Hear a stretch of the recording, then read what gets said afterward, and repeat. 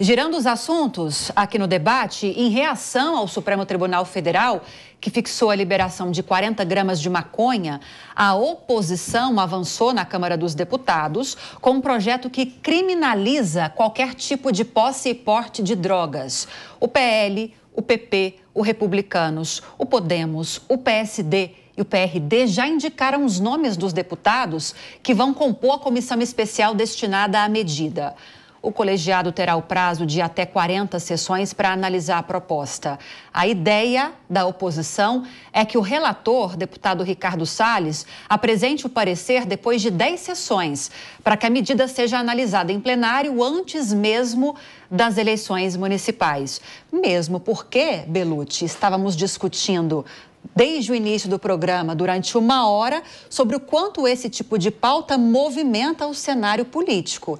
Então, possivelmente, até o fato de essa pauta avançar neste momento, há uma estratégia para isso também.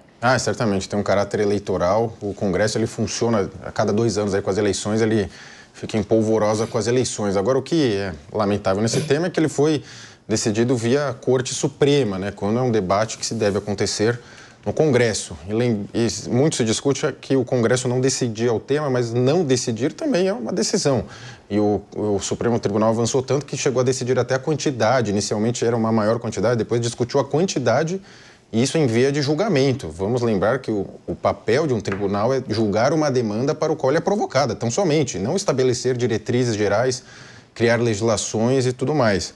Agora, é uma demanda da sociedade. Agora, o que eu vejo... O equívoco é porque o Congresso vai votar essa PEC, sendo que já está o Supremo discutindo. É quase que um grito de existência. Eu existo aqui, Supremo, para de me sufocar. Agora, essa questão é altamente discutível pela questão que a maconha pode causar esquizofrenia, várias doenças, enfim, leva vários caminhos. Agora, você tem o álcool legalizado, você sempre terá um mercado consumidor de drogas. Os países que legalizaram não tiveram bons resultados, nem todos tiveram, já se arrependeram. Então, é uma questão que envolve muitos fatores, e o ponto central é que a legalização por si só, nos países onde houve, não acabou com o tráfico, porque a maconha legalizada, a droga legalizada, ela é mais cara e o consumidor busca mais barata. Vide a questão do mercado de cigarros, onde se estima que o mercado ilegal de cigarros é maior que o próprio mercado legal pela questão do preço, e o consumidor acaba buscando preço, ainda mais no Brasil, que é um país pobre, onde certamente não vai acabar o consumo de drogas com a assinatura de uma legislação. Professor Jean, me parece que, e até pegando esse gancho aqui do Bellucci, me parece que o Supremo definiu essa métrica de 40 gramas durante esse julgamento, mas teve um adendo nessa discussão, nesse julgamento, dizendo que isso vale até que o Congresso se debruce sobre isso.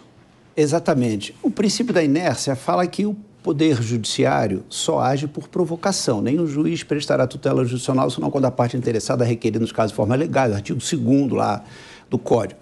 Então, quer dizer, qualquer pessoa que acesse o Judiciário e peça uma tutela judicial e peça a decretação da inconstitucionalidade de uma lei, de um ato administrativo, o Supremo é obrigado a se manifestar. Ele não pode dar o non liquid, que era o que o direito antigo dizia. Eu não vou julgar isso. Então, outro dia, o presidente do Legislativo disse assim: o Supremo está se metendo na instância legislativa. Está, porque existe uma lacuna, houve historicamente uma lacuna, não fizeram a lei relativamente a isso. O mais próximo que se chegou foi o artigo 28 da Lei de Drogas, que acabou descriminalizando o usuário, não a droga, né? Então, já há isso.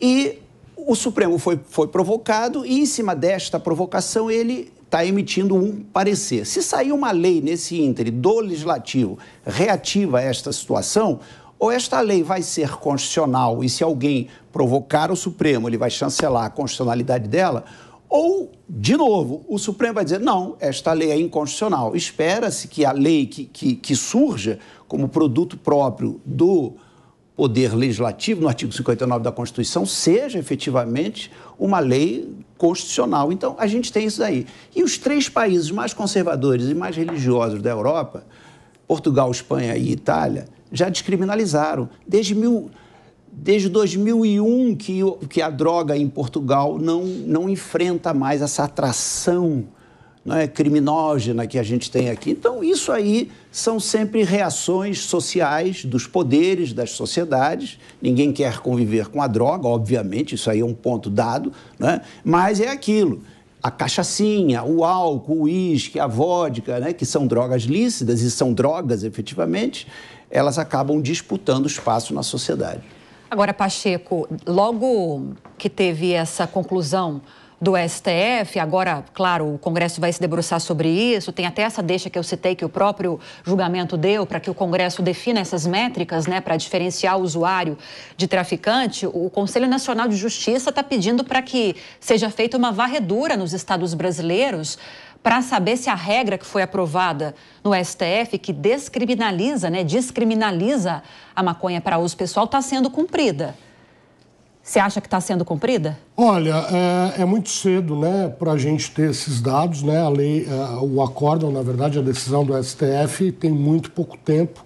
Agora, claro, existem... o Supremo, eu nem questiono o fato do Supremo ter se imiscuído nessa questão, porque...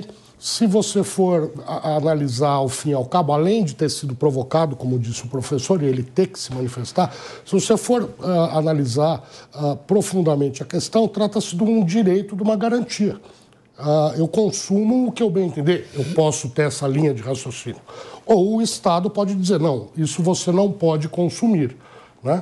Então, são duas linhas. E o Supremo entendeu, não, maconha você pode consumir ou você pode portar até 40 gramas, que isso não vai ser considerado tráfico. Mas não é bem assim.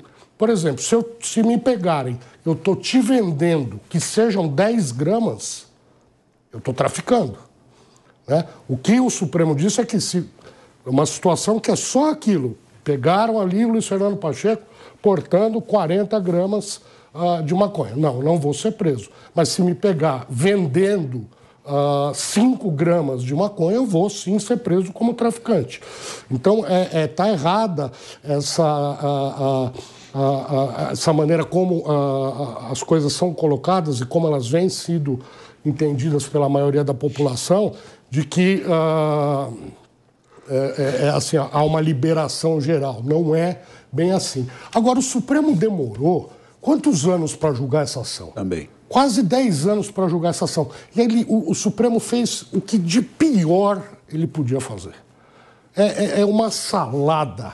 Não resolveu em absolutamente nada a questão das drogas. Aliás, como também o professor já colocou, já há muito tempo que o usuário de droga não pode ser condenado à pena de prisão. Isso está na nossa legislação há muito tempo.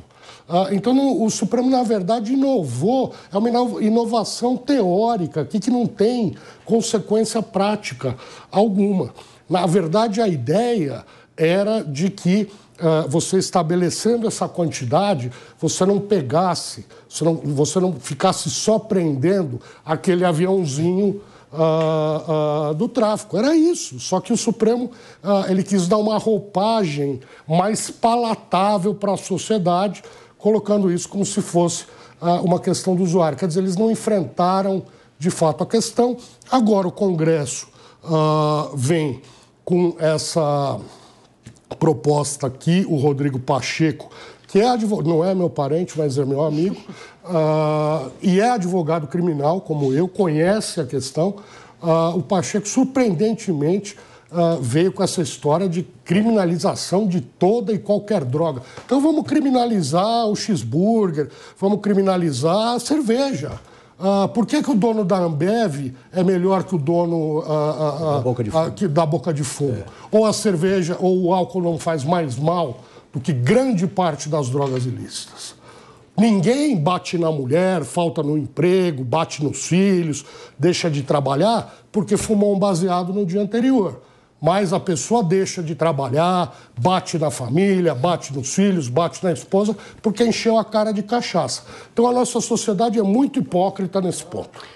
O tempo acabou, Carla. Vai ficar para o próximo debate. Me perdoa. Tá bom?